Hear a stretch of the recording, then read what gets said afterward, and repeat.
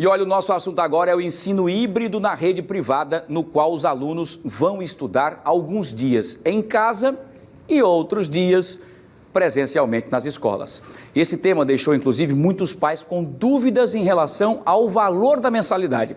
Será que o preço pode ser o mesmo? Maria Maciel vai nos explicar ao vivo, nesse exato momento, detalhes sobre isso. Acho que é a grande pergunta para todos os papais e mamães. Altera o preço se for nessa modalidade híbrida, Maria Maciel?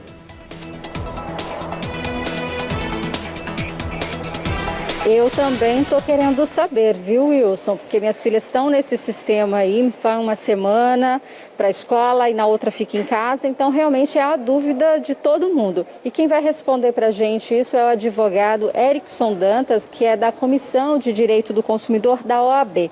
Boa tarde, Erickson. Então, as escolas, elas podem cobrar o valor integral para esses alunos que estão aí tendo essas aulas online?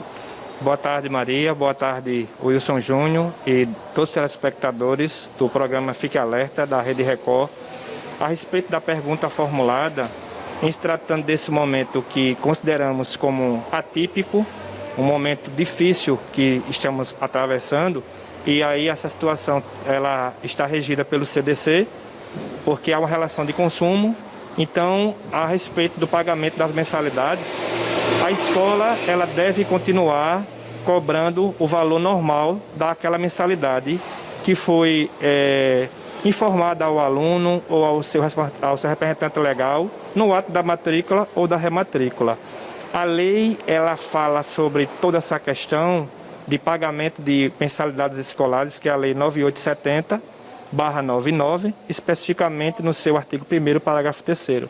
Então, no caso, as escolas elas podem continuar fazendo essa cobrança porque ainda não há lei específica que determine, que obrigue as escolas a conceder ao aluno um desconto.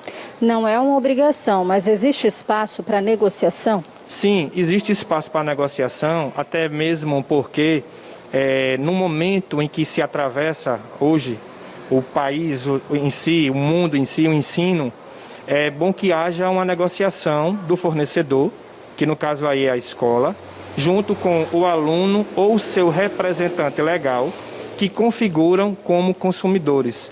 É muito importante que haja um bom diálogo, um bom senso de ambas as partes, para que aí seja permanecido o equilíbrio contratual, haja uma negociação amigável e seja prevalecido o consenso de ambas as partes. E qual é a justificativa das escolas, para cobrar o mesmo valor daqueles alunos que estão indo presencial e daqueles que estão totalmente online? É o seguinte, as escolas, a partir desse momento das aulas híbridas ou das aulas telepresenciais, aulas online, elas fizeram e fazem um investimento em equipamento, para que as aulas elas possam ser fornecidas ao consumidor, que no caso aí é o aluno. Além disso, a escola deve também mencionar para o consumidor todos os gastos, exibir uma planilha do serviço que ela está oferecendo.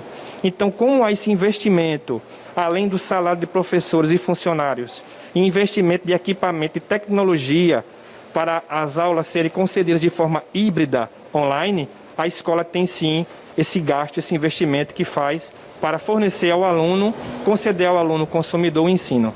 Agora, a gente sabe que no ano passado foi um ano difícil para muita gente, Muitos pais aí acabaram ficando em dívida aí com a escola, E como é que funciona no caso dos reajustes e também desses valores atrasados, É importante também que os pais procurem a instituição para negociar e a escola esteja aberta para essa negociação? É muito importante e a pergunta é de grande relevância, diga-se de passagem, porque existe essa situação da pandemia que afetou setores tanto da pessoa física quanto da pessoa jurídica. Especificamente, a sua pergunta se trata do consumidor.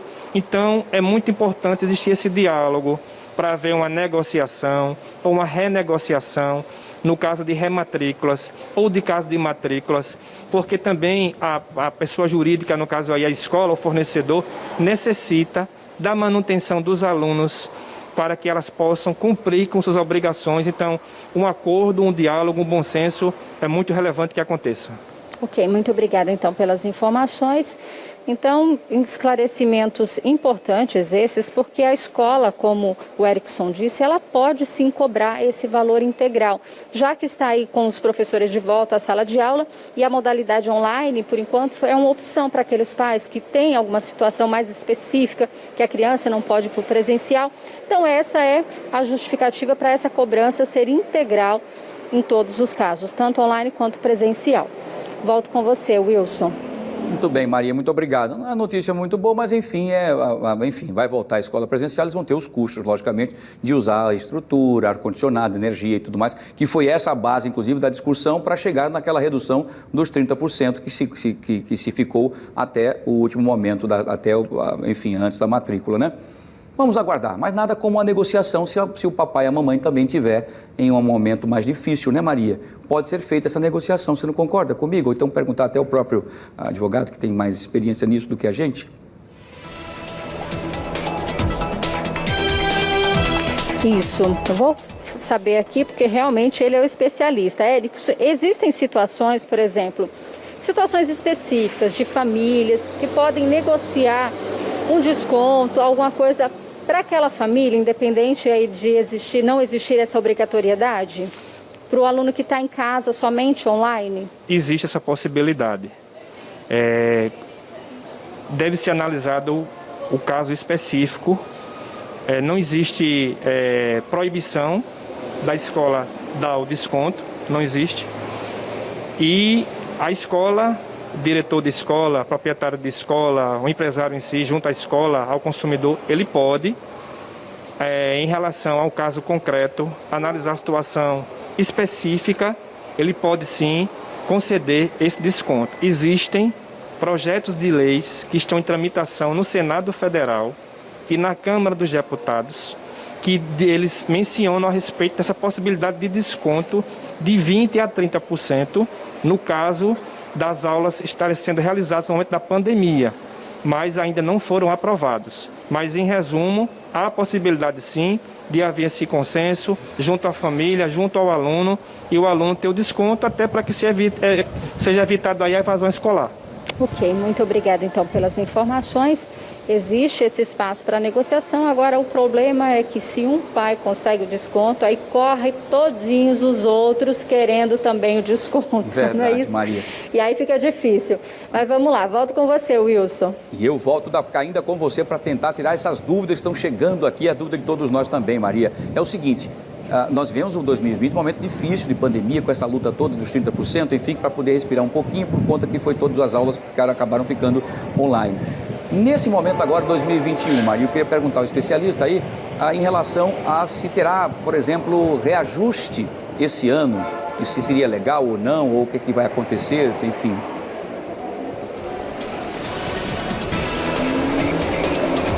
Ok. Erickson, com relação ao reajuste, né? Muita gente questionando, né? Nesse momento, a gente sabe que foi um ano difícil, algumas escolas reajustaram, outras não. Esse reajuste é livre, a escola, ela reajusta da forma que ela quiser, se não quiser aplicar o reajuste, não aplica. Como é que funciona? É uma liberalidade do fornecedor, no caso da escola. E é de grande relevância mencionar que desde o ano passado, em meados de agosto de 2020, muitas escolas fizeram aí combos, programas para que os alunos pudessem permanecer naquela unidade de ensino, para que elas pudessem permanecer ali cumprindo com as obrigações, porque existem obrigações de impostos, professores, enfim. Então, existe sim essa possibilidade.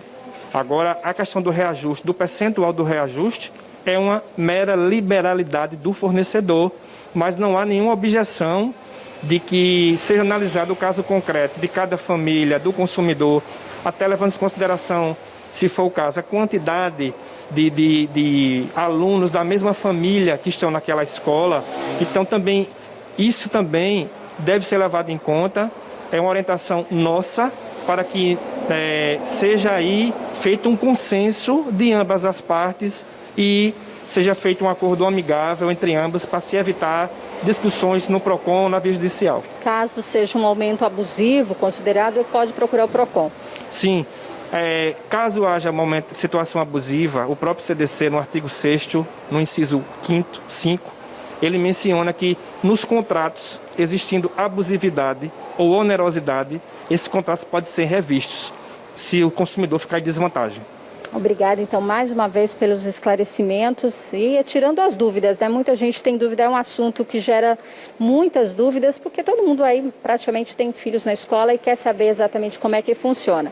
Então é isso, a questão do reajuste, tem escola que aplicou o reajuste, outras não, e esse ano, no final do ano, se quiserem, também podem aplicar esse reajuste aí, considerando os custos que a escola teve. É com você.